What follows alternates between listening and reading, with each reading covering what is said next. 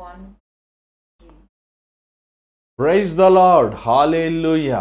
బాగున్నారా? మరొకసారి దేవుడిచ్చిన అవకాశాన్ని బట్టి దేవునికి వందనాలు చెల్లిస్తున్నాను. మరియు దేవుని వాక్యం వింటాను సిద్ధంగా ఉన్నారా? మరి దేవుడి మహాకృప బట్టి అవర్ ఆఫ్ ప్రేయర్ కార్యక్రమం కొనసాగిస్తానికి దేవుడు సహాయం చేస్తున్నాడు. మరి మీరెంతోమంది ఈరోజు ప్రార్థన కోసం మీరు ఫోన్ చేశారు. మరి మీ అందరితో నేను మాట్లాడాను, చాలా మందితో నేను మాట్లాడాను. మరి ఒక్కొక్కరితో కనీసం 40 నిమిషములు 45 నిమిషములు ప్రార్థన ముగించుకొని మరలా కొన్ని కార్యక్రమాలు ముగించుకొని మరలా మీతో దేవుని వాక్యం ప్రకటిస్తానికి దేవుడు ఇచ్చిన కృప బట్టి దేవునికి వందనాలు చెల్లిస్తున్నాను. మరి ఈరోజు దేవుని వాక్యాన్ని సిద్ధంగా ఉన్నారా? మరి ఈరోజు అంశము నొప్పి, పెయిన్. ఏమండి, ఈ నొప్పి అంటేనే మనకెవరికి ఇష్టం ఉండదు కదా. కానీ బైబిల్ ఏం చెప్తుంది ఈ నొప్పి గురించి అనేది మనం చూద్దాం. దయచేసి, నాకు తెలుసు ఇంచుమించు 12 అవ్వబోతుంది, అయినప్పటికీ దేవుని వాక్యం చదువుతాం ఉత్తమైనది కాబట్టి మీ బైబిల్ తెచ్చుకోండి. నాతో పాటు మీరు కలిసి మనం కార్యక్రమం త్వరలో ముగించేస్తాను. మీరు కూడా కలిసి ఇందులో పాలు పొందండి. దేవుని వాక్యం మనం చదువుదాం, ధ్యానిద్దాం. అన్ని సమయములందు దేవుని దగ్గర నుంచి మనం ఆదరణ పొందుకుందాం. మరి ఈ సమయంలో ప్రార్థన. పరిశుద్ధమైన తండ్రి దయగల ప్రభువా, మరొకసారి ఎన్ని ఆటంకాలు ఉన్నప్పటికీ ప్రతి ఆటంకంని నిర్మూలన చేసి నీ వాక్యంని ధ్యానించే భాగ్యం ఇచ్చినావు. నన్ను నీ సులువు చాటు మరుగుపరిచయ్యా, నీ బిడ్డలతో నువ్వు మాట్లాడు. ఈ సమయంలో ఏ మాటలు మా పట్ల నువ్వు ఉద్దేశములు కలిగి ఉన్నావు, ఆ ఉద్దేశములు నెరవేర్చు. నన్ను నీ వాక్యముతో నింపి నీ బిడ్డలకి కావాల్సిన మాటలు ఈ సమయంలో మాకు అనుగ్రహించమని యేసు నామములో అడుగుచున్నాం తండ్రి, ఆమేన్. దేవుని వాక్యములో ఇర్మియా గ్రంథము 15వ అధ్యాయము 18వ వచనం దయచేసి చదువుకుందాం. బైబిల్ ఉంటే మీరు కూడా మాతో పాటు కలిసి చదవండి. ఇర్మియా గ్రంథము 15వ అధ్యాయము 15వ అధ్యాయము 18వ వచనం చదవండి. నా బాధ ఏలా ఎడతెగనిదాయను, నా గాయం ఏలా ఘోరమైనదాయను. అది స్వస్థత నొందపోనేలా. నిశ్చయంగా నీవు నాకు ఎండమావులవుదువా, నిలువని జలములవుదువా. చాలు. ఇక్కడ మనం చూసినట్లయితే 14వ అధ్యాయం నుంచి మీరు కొంచెం ముందున్న అధ్యాయం చదివినట్లయితే, ముందున్న అధ్యాయాలు చూసినట్లయితే ఇక్కడ కొన్ని అధ్యాయాల్లో మనం చూస్తున్నాం 12వ అధ్యాయం మనం చూస్తున్నాం. ఇర్మియా దేవుడు వారిద్దరు సంభాషిస్తున్నట్లు మనం చూస్తున్నాం. ఇర్మియా ప్రశ్నిస్తున్నప్పుడు దేవుడు జవాబిస్తున్నాడు. అలాగా ఈ సందర్భంలో ఇక్కడ ఈ మాటలు చూస్తున్నాం. నా బాధ, దయచేసి ఆ చదవదండి ఒకసారి ఆ మాట. 18వ వచనం ఒకసారి చదవండి. నా బాధ ఏలా ఎడతెగనిదాయను, నా గాయములు ఏలా ఘోరమైన దాన్ని. అది స్వస్థత నొందకపోనేలా. చాలు. బాధ, నొప్పి అనేది ఎవరైనా సరే ఈరోజు మనం ఎదుర్కొంటుంటాం. శరీరీతని నొప్పి, మనం దెబ్బ తగిలినప్పుడు, రక్తం గారుతున్నప్పుడు మన నొప్పి ఉంటుంది. జ్వరం వచ్చినప్పుడు, లేకపోతే జలుబు చేసినప్పుడు, లేకపోతే శరీర అవయవాలు సరిగా పనిచేయనప్పుడు మన నొప్పి ఉంటుంది. ఇంకొక నొప్పి ఉందండి, మానసికమైన నొప్పి. మనసు బాగలేనప్పుడు, ఏమండి, పరిస్థితులన్నీ చల్లసిందరైనప్పుడు, అనుకునేవి జరగనప్పుడు మానసికంగా ఆ నొప్పి, ఆ బాధ. మనం ఇష్టమైన వారు మరణించినప్పుడు, మనము ఆశించిన వారు లేకపోతే మనం అనుకున్న వారు మనకు దూరమైనప్పుడు ఆ నొప్పి భయంకరంగా ఉంటుంది. ఇంకొకటి నొప్పి మనం చూస్తున్నాం బైబిల్లో, 3వ నొప్పి, దేవుని దగ్గర నుంచి వేరే పడతాం, దేవుని సన్నిధుల నుంచి తొలగించబడుతున్నాం. ఆదాము అవ్వ ఎప్పుడైతే దేవుని సన్నిధిని తొలగించబడ్డారో వారు ఆ నొప్పిని, ఆ బాధని వారు అనేక సంవత్సరములు అది భరించిననేది మనం చూస్తున్నాం. ఈరోజు ప్రతి ఒక్క మానవుడు నొప్పితోనే జీవిస్తున్నాడు. పుట్టినప్పుడే బిడ్డ, ఏ పిల్లవాడు కానీ నవ్వుతూ పుట్టాడు కదా, ఏడుస్తూనే పుడతాడు. అది జీవమునికి సాదృశ్యముగా ఉంది. సజీవులకే నొప్పి ఉంటుంది, కానీ మరణించిన వారికి నొప్పి ఉండదు. ఈ లోకములో ప్రతి ఒక్కడు ఈ లోకంలో జీవించే వరకు మనము నొప్పిని అనుభవించాల్సిందే.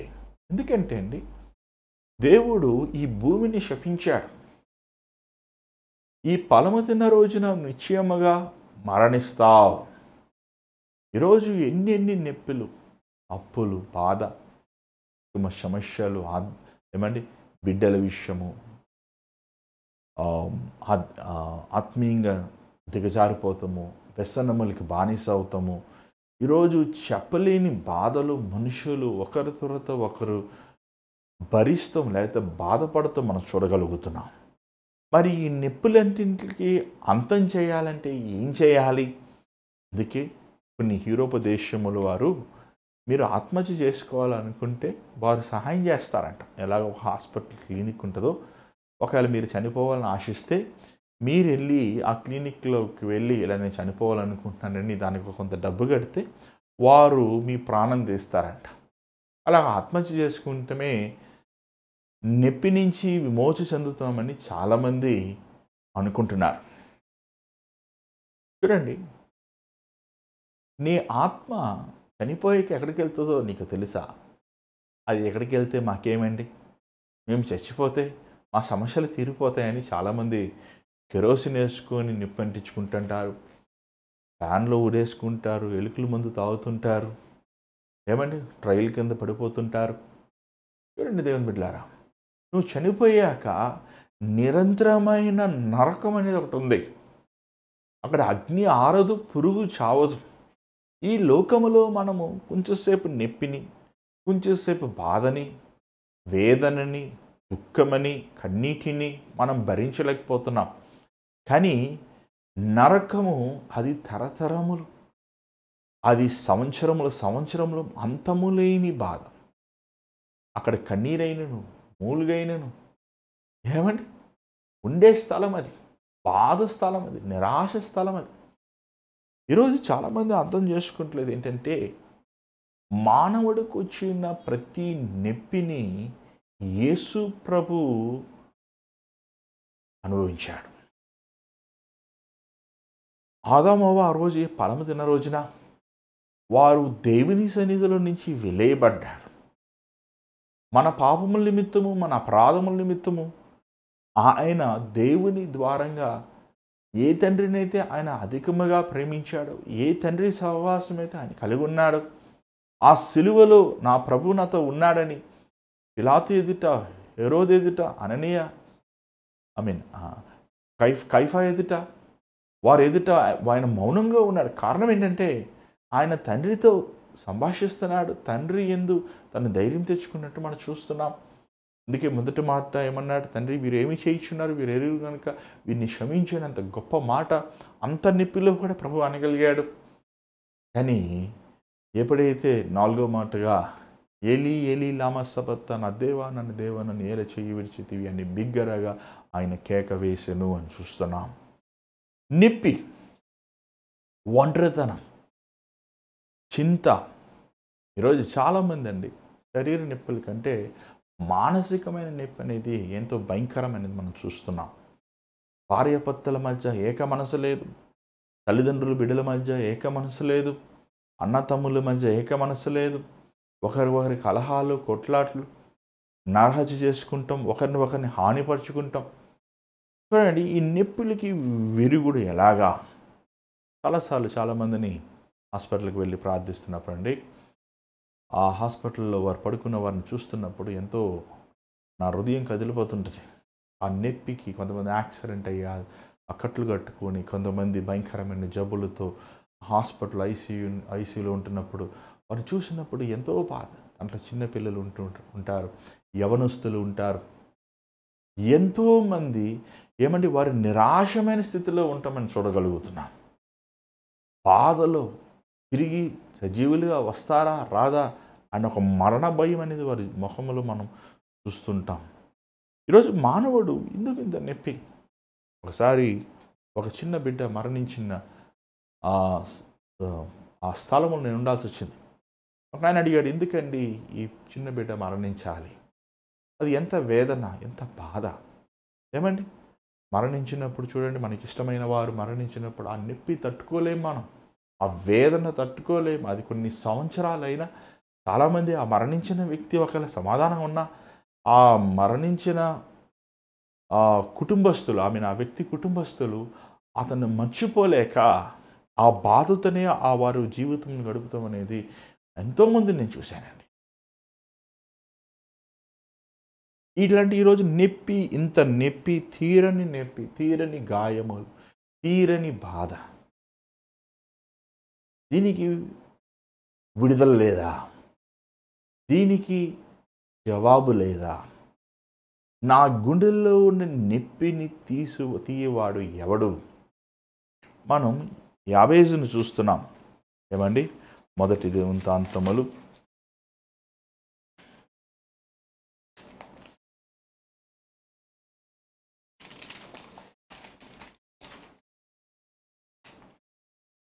14 క్షమించండి 4 అధ్యాయము 9వ వచనం చదవండి. యెబ్బేజు తన సహోదరుల కంటే ఘనం పొందినవాడై ఉండెను. వేదన పడి ఇతని కంటినని అతని తల్లి అతనికి యెబ్బేజు అని పేరు పెట్టెను. ఇక్కడ మనం చూస్తున్నాం, సొంత తల్లి తను ప్రసవించినప్పుడు ఆ బిడ్డను ఏమని పిలిచింది? నువ్వు నాకు నొప్పివిరా అండి. అది బయట వారు మనల్ని బాధ పెట్టినా మనం తట్టుకుంటాం. కానీ దేవుని ప్రేమ తర్వాత ఈ లోకములు గొప్ప ప్రేమ తల్లి ప్రేమ అంటుంటారు కదండి. కానీ ఆ తల్లే ఏమండి, నువ్వు నొప్పిలో నేను ప్రసవించాను, నువ్వు నాకు మరణమును కలుగు చేశావు, నువ్వు నాకు బాధను కలుగు చేశావు అనుకుని చూడండి. ఆ ప్రసవించాక ఆ తల్లి మరణించినట్లు మనం చూస్తున్నాం. కానీ అతని జీవితం ఎంత అవమానంగా ఉందో చూడండి. తన సొంత సహోదరులు, తన సొంత కుటుంబస్తులు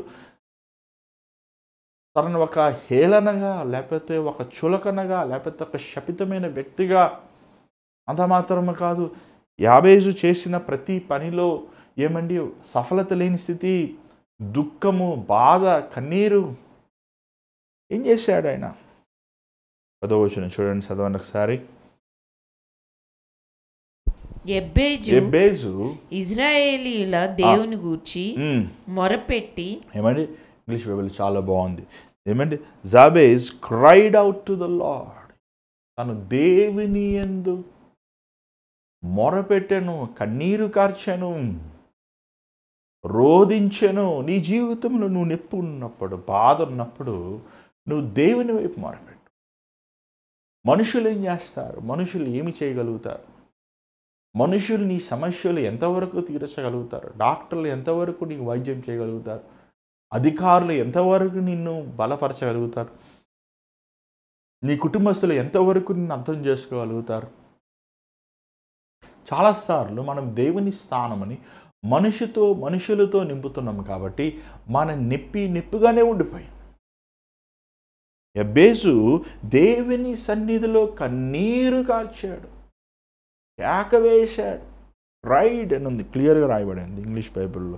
ఏమంటే తను ఇశ్రాయేలు దేవుడికి మొరపెట్టాడు. ఇతను ఎవరో కానీ చాలా చిన్న ప్రార్థన చేశాడండి.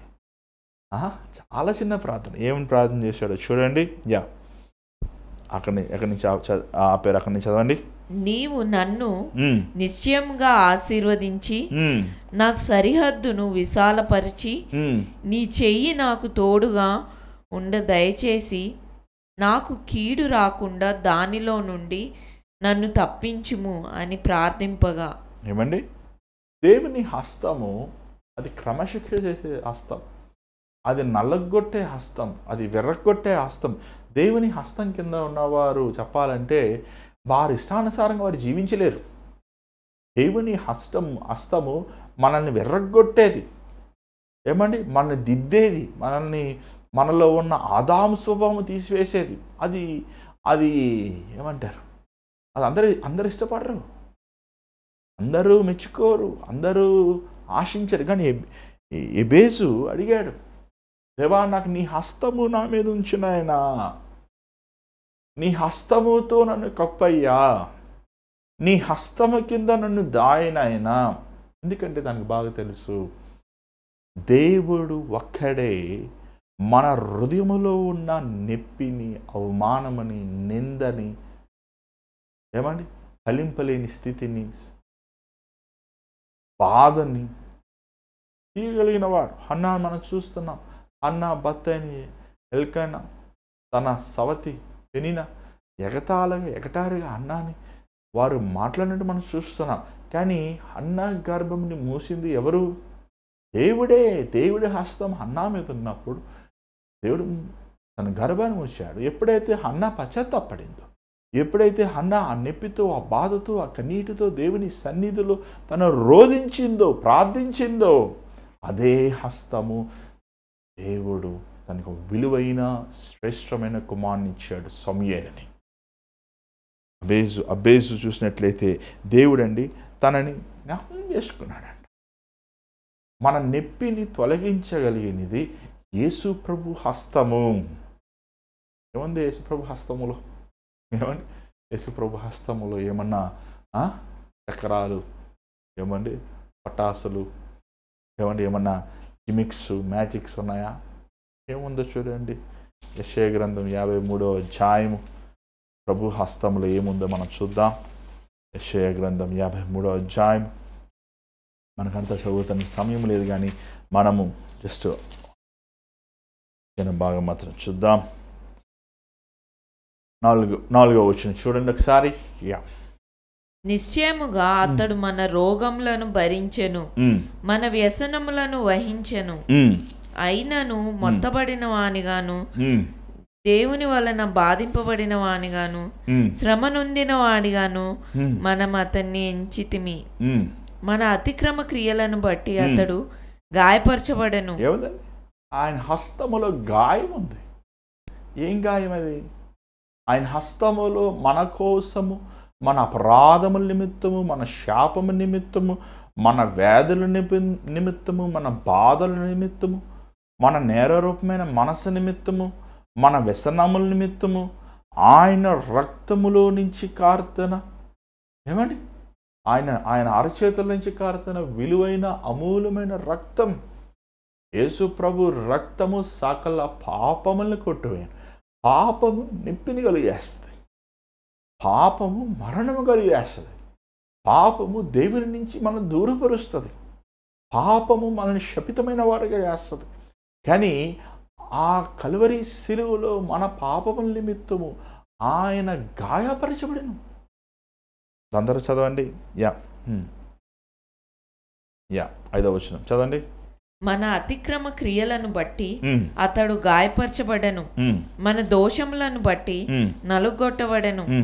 మన సమానార్థమైన శిక్ష అతని మీద పడెను.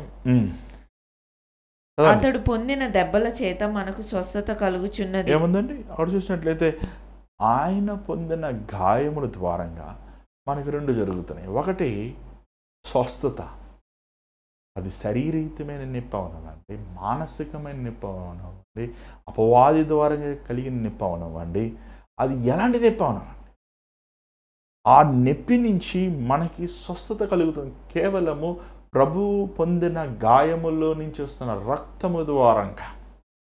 అంత మాత్రము కాదు, అక్కడ ఒక ఎక్స్చేంజ్ ఆఫర్ జరిగిందండో. ఏంటి? నీ మీద ఉన్న పాపము ఆ కల్వరి శిలువలో వేలాడుతున్న మన ప్రభువు మీద మోపబడింది. ప్రభువు మీద ఉన్న సమాధానం, యేసు ప్రభుకి ఇంకో పేరుంది, సమాధానకర్త, ప్రిన్స్ ఆఫ్ పీస్. ఆయన మీద ఉన్న సమాధానం మన మీద పెట్టబడింది. సమాధానం అంటే ప్రతి పోరాటం నుంచి విడుదల, ప్రతి సమస్య నుంచి విడుదల, ప్రతి ఏమండి వేదన నుంచి, కన్నీరు నుంచి విడుదల. ఈరోజు నువ్వు యేసుప్రభు దగ్గరికి వచ్చినప్పుడు యేసుప్రభు ఏంటి నీ బాధని తీయగలిగిన. మనుషులు ఏం చేస్తారు? ఆదరిస్తారు అంతే. వైద్యం ఏం చేయగలుగుతుంది? కొంతవరకు నీకు పెయిన్ కిల్లర్స్ ఇస్తుంది అంతే. ఏమండి వైద్యం ఇచ్చేవారు మనకు పెయిన్ నొప్పిని మర్చిపోయేలా చేస్తారు, కానీ నొప్పిని నిర్మూలం చేయగలిగిన వాడు యేసు ప్రభు మాత్రమే. ఎప్పుడైనా వచ్చావా యేసు ప్రభు? ఎప్పుడైనా యేసు ప్రభు దగ్గర ఎప్పుడైనా నిన్ను సమర్పించుకున్నావా? ప్రభు ఎందుకు సిలువ ఎందుకు నువ్వు వచ్చావా? నీ జీవితం ఆయనకి ఇచ్చావా? నిన్ను అంకితం చేసుకున్నావా? నీ నొప్పిల్ని, నీ బాధలని, నీ పాపముల్ని, నీ వ్యసనముల్ని నువ్వే మోసుకుంటున్నావు. ఎంతకాలం మోసుకుంటావు? దీనికి అంతము కావాలంటే యేసు ఒక్కడే ఆ కల్వరి శిలువలో, ఆ గొల్గొతా కొండపైన మన కోసము మరణిస్తున్నాడు. మన ప్రభు మన మరణమని, మన శాపముని, మన వేదనని, మన బాధని, మన అవమానమని, మన నిందని, మన కీడుని, మన సమస్తమైన అపవాది క్రియల్ని ఆయన ఆ కల్వరి శిలువలో నిర్మూలం చేసేసాడండి. Paid with the blood. రక్తముతో ఆయన ఏమండి ఏమేమి మన సాతానికి బానిసలకు ఉన్నామో ఆయన రక్తముతో మనల్ని విడుదల చేశాడు. రక్తముతో మనల్ని విమోచించాడు. రక్తముతో మనల్ని కడిగాడు. రక్తముతో మనల్ని పవిత్రపరిచాడు. ఈ విషయం మీరు అర్థం చేసుకుంటున్నారా? అందుకే గలతీయులకు రాసిన పత్రిక 5వ అధ్యాయంలో పౌలు ఈ మాట ఎంత చక్కని మాట అంటున్నాడు. చూడండి ఒకసారి చూడండి. 5వ అధ్యాయం 1వ వచనం చూడండి. ఈ స్వాతంత్ర్యము అనుగ్రహించి క్రీస్తు మనలను స్వతంత్రులుగా చేసి ఉన్నాడు. కాబట్టి మీరు స్థిరముగా నిలిచి మరలా దాస్యం మనల్ని స్వాతంత్రులుగా చేశాడు. స్వతంత్రం ఉన్నవాడు, నొప్పిలో ఉన్నవాడు నిన్ను ఏది నొప్పిపరుస్తుందో అది దానికి నువ్వు బానిస. తెలుసా అండి మీకు అది? కానీ ప్రభు మనల్ని స్వతంత్రములుగా చేశాడు. పాపము చేయవాడు పాపమునికి బానిస. కానీ అదే వాక్యం మనం చూస్తాం. ఎవరు మనిషి కుమారుడు స్వతంత్రిస్తాడో వాడు స్వేచ్ఛ. యేసులో ఉన్న వారికి మనకి స్వేచ్ఛ. ఈరోజు ఎంతమంది భయం అనే నొప్పి, ఆందోళన, ఆవేశం, ఏమంటే మానసికమైన ఒత్తిడి ఏమంటే ఇది దేవుడు ఒక్కడే విడుదల చేయగలరు. చాలాసార్లు వైద్యం తీసుకుంటారు, కానీ ఆ వైద్యం ఎంతవరకు పనిచేస్తుంది? ఆ వైద్యం వల్ల చాలామంది అనేకమైన బలహీనతలకు గురవుతున్నారు, కానీ దేవుడు మాత్రమే మానసికమైన ఒత్తిడి అవనివ్వండి, శారీరక నొప్పి అవనివ్వండి, నీ జీవితంలో ప్రతి విధమైన అవమానం అవనివ్వండి, దేవుడు విడుదల చేయగలిగిన వాడు. మన నొప్పిని సృష్టించలేదండి దేవుడు. తెలుసా మీకు? నొప్పి ఎప్పుడైతే పాపం ప్రవేశించిందో మొదటిసారిగా ప్రభు నోటితోనే స్త్రీతో అంటాడు, నువ్వు నొప్పితో ప్రసవించి బిడ్డలు కనుతావు. ఏమంటే ప్రసవం వచ్చినప్పుడు ఆ తల్లి ఎంత నొప్పి, ఎంత భయంకరం. ఏమంటే ఈరోజు చాలామంది పురుషులు వాళ్ళ భార్యలను కొడుతుంటారు, లేకపోతే దూషిస్తుంటారు, ఏమంటే అవమానిస్తుంటారు, ఏమంటే ఆడపిల్ల పుట్టింది లేకపోతే ఎగతాళి చేస్తుంటారు. కానీ మీరు నిజంగా ఆ ప్రసవ స్త్రీని ఏమంటే మీ భార్య మీకు అంటున్నప్పుడు ఒకవేళ మీరు నేరుగా చూస్తే మీరు అర్థం చేసుకుంటారు వారు ఎంతగా నొప్పి భరించి మీకు బిడ్డలను ఇచ్చారు. ఏమండి నిజంగా చాలామంది తల్లులు చెప్తుంటారు, అయ్యా నేను ప్రసవించి కన్నానయ్యా, నేను ప్రసవించి కన్నానయ్యా, 9 నెలలు మోసి కన్నానయ్యా అని బిడ్డలతో చెప్తుంటారు. బిడ్డలు కూడా అర్థం చేసుకోరు చాలా వరకు. చాలామంది ఏమండి తల్లి ప్రేమ గొప్పది. దేవుడు ఆ నొప్పిని తట్టుకునే శక్తిని ఇచ్చాడు కాబట్టి తట్టుకుంటున్నారు. ఏమండి కానీ ఒకరోజు వస్తుంది, ఆ రోజు ఏ నొప్పి ఉండదు, ఎవరికి ఏ బాధ ఉండదు, ఏ కన్నీరు ఉండదు, ఏ దుఃఖం ఉండదు. ఆ దినం కోసం మనం వేచి ఉన్నాం. మనమందరము ప్రభు రాకడ కోసం వేచి ఉన్నాం. ఏమండి ప్రకటన గ్రంథం 21వ అధ్యాయం చూడండి. ప్రకటన గ్రంథం 21వ అధ్యాయం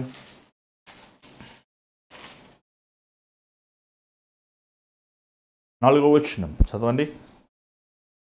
ఆయన వారి కన్నుల ప్రతి బాష్ప బిందువును తుడిచివేయును. మరణం ఇంకా ఉండదు, దుఃఖమైనను ఏడుపైనను వేదన అయినను ఇంకా ఉండదు. మొదటి సంగతులు గతించిపోయినని సింహాసనంలో నుండి వచ్చిన. ఎవరు తుడుస్తారు నీ కన్నీరు? కన్నీరు ఎందుకు వస్తుంది? ఎప్పుడున్నప్పుడే కన్నీరు వస్తుంది సార్. దెబ్బ తగిలినప్పుడు ఏడుస్తాం, మనసు బాగాలేనప్పుడు ఏడుస్తాం, మనుషులు తిట్టినప్పుడు ఏడుస్తాం. కొంతమంది ఉంటారులేండి దేనికి ఏడవరు, కానీ ఆ లోపల ఏడుస్తుంటారు. ఏడుస్తాం. మన కన్నీరు ఎవరు తుడుస్తున్నాడు? దేవదూతలు తుడుస్తున్నాయా? కన్నీరు పరలోక రాజ్యములో ఉన్న పెద్దలు తుడుస్తున్నారా? కాదు, ప్రభువే తుడుస్తున్నాడు. నీ కన్నీరు, నీ వేదన, నీ బాధను తుడిచి నిరంతరమైన సంతోషం, నిరంతరమైన సమాధానం, నిరంతరమైన ఉల్లాసమును కలిగి ఆ రోజు కోసం మనం వేచి ఉన్నాం. ప్రతి క్రైస్తవుడు క్రీస్తు యందు నిద్రించిన ప్రతి ఒక్క వ్యక్తి, మారు మనసు పొందిన వ్యక్తి, రక్షించబడిన వ్యక్తి ఎదురు చూడాల్సిన, లేకపోతే మనం దృష్టిని ఉంచాల్సిన దేన్ని ఎక్కడంటే ప్రభు రాకడా. ప్రభు రాకడ. ఈరోజు చాలామంది ప్రభు రాకడ భయం వచ్చేస్తుంది అని భయం వేసేస్తుంది. ఎందుకు భయపడాలి? ఏమండి, అది దుష్టులకి భయం. దేవునిని గౌరవించిన వారి గౌరవించిన లేని వారికి భయం. దేవుడంటే అవమానముగా మాట్లాడిన వారికి భయం. నీకు నాకు ఎందుకు భయం? మన సొంత నాన్న, మనకు శ్వాసనిచ్చిన మన దేవుడు, మనకు ప్రాణం ఇచ్చిన మన ప్రభువును చూస్తున్నప్పుడు ఇంకెందుకు ఈ లోకం మనకి? ఏమండి, ఆ రోజు కోసం మనం ఎదురు చూడాలి. ఆ రోజు నిమిత్తం మనం విశ్వాసముతో ఈ లోకములో ఉన్న వరకు మన విశ్వాస పోరాడాల్సిందే. యథార్థముగా మనం జీవించాలి, నమ్మకముగా మనం సహించుకోవాలి, ఓర్చుకోవాలి.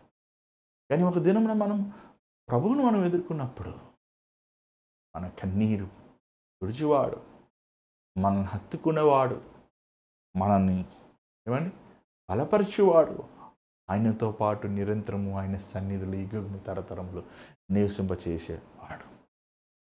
ఇదిగో నీ నొప్పికి అంతము క్రీస్తు యేసు మాత్రమే. యేసు దగ్గరికి రా. యేసు ప్రభు దగ్గరికి రండి, ఇంకెవ్వరి దగ్గరికి వెళ్ళద్దు. ఏమండి, యేసు ప్రభు ఒక్కడే నీ భారమును నీ వేదన తీసేవాడు. ఖచ్చితంగా ఈ లోకములో మనం జీవించేటప్పుడు మనకి పోరాటాలు ఉంటాయి, ఎప్పుంటుంది, కన్నీరు ఉంటుంది, శ్రమలు ఉంటాయి, అవమానాలు ఉంటాయి. కానీ సమస్తమును నిర్మూలన చేయగలిగిన వాడు, ఒక దినమున సమస్తమును ఏలేవాడు మన ప్రభు. ఆయన సన్నిధిలో మనం ఉన్నప్పుడు మన కన్నీరు బాష్పముల్ని తుడిచేవాడు, బలపరిచేవాడు. ఒక మాట మనం చూసుకొని ముగించుకుందాం. 50 కీర్తనలు 56వ అధ్యాయము, కీర్తనలు 56వ అధ్యాయము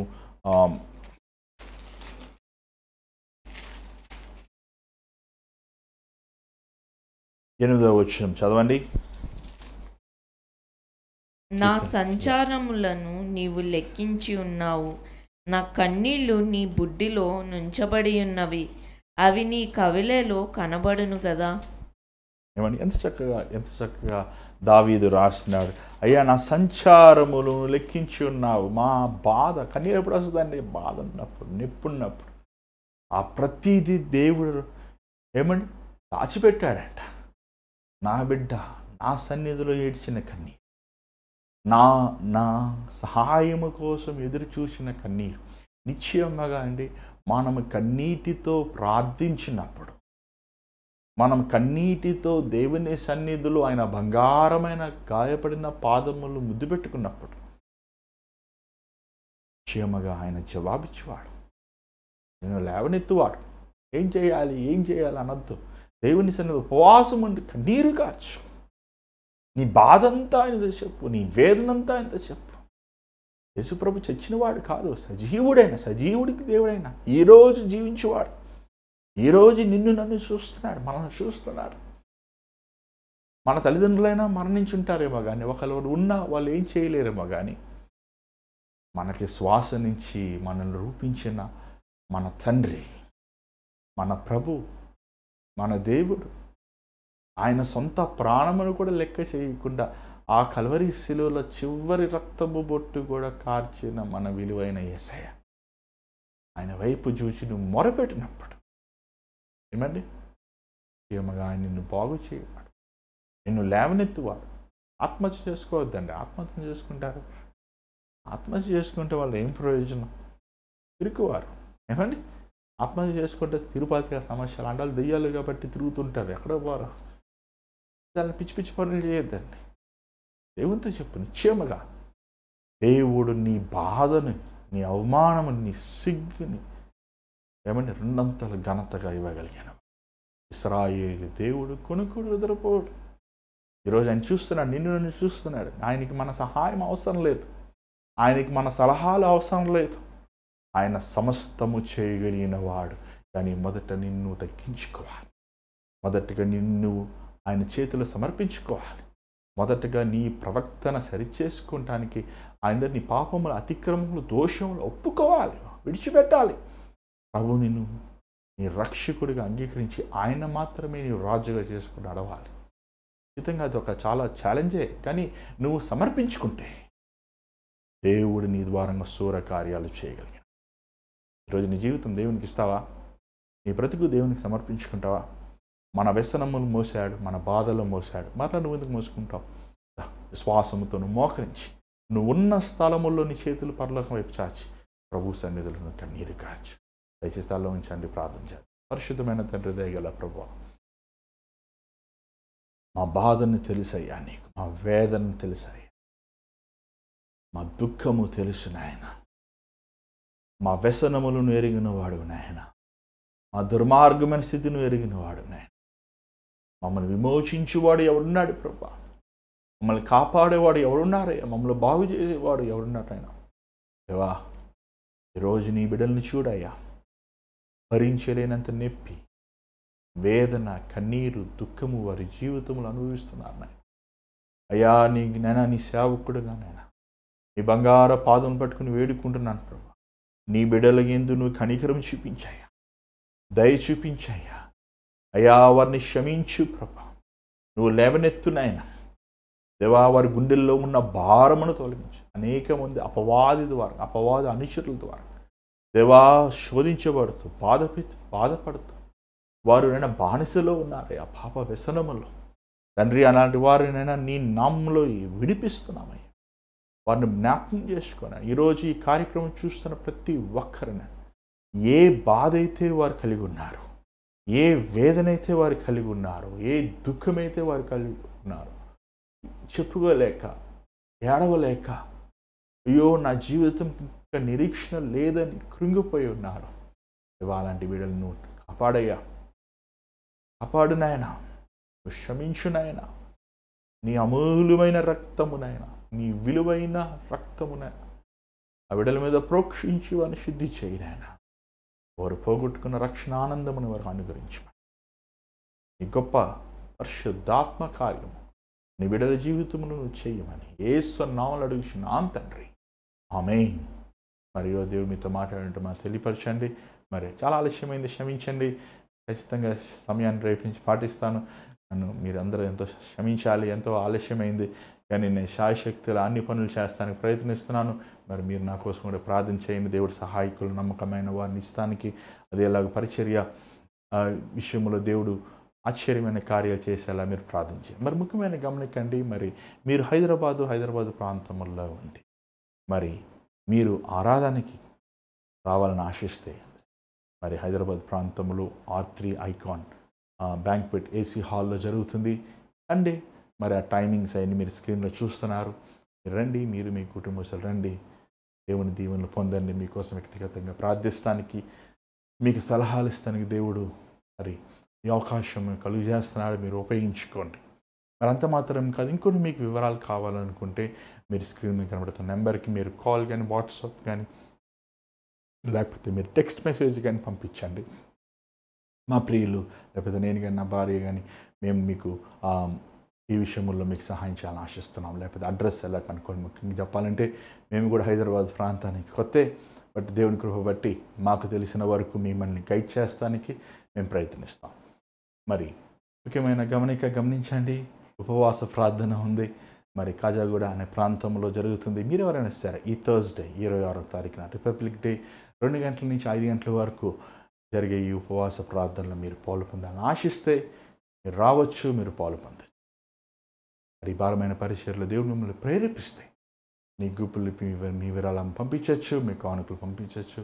స్క్రీన్ మీద కనబడుతున్న నెంబర్స్ మీరు చూస్తున్నారు. దేవుడు మిమ్మల్ని ప్రేరేపించిన కొలిది ఈ పరిచర్లో మీరు పాలు పొందారు. దేవుని చేతి మీద రేపు కలుసుకుందాం. అంతవరకు God bless you. Good night.